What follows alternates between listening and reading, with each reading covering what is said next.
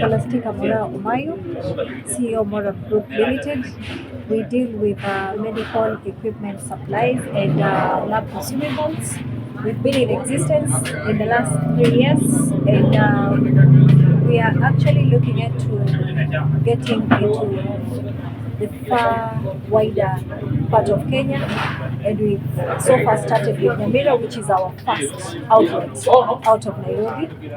And to be honest, we thank God. My name is Joseph Masila, as you have heard, Head of Sales and Marketing. Actually, the main reason we have come to Nyamira, we have seen that there is a gap in when it comes to medical equipment and lab consumables.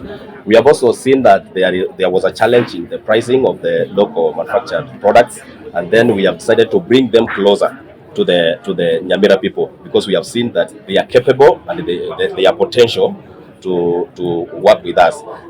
Another thing is that we are dealing with all lab consumables, non-pharmaceuticals, and also we are looking forward to serve you in technical departments, whereby in case any facility as all the lab equipment are broken down, we have a technical department whereby a group of engineers who will be serving you on that department.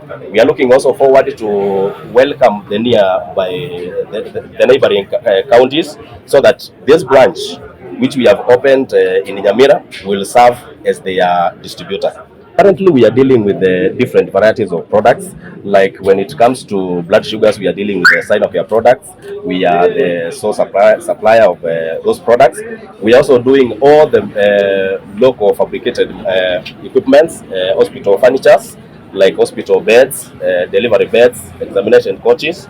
When it comes to other equipment like biochemists, we are dealing with the DH31, DMIND.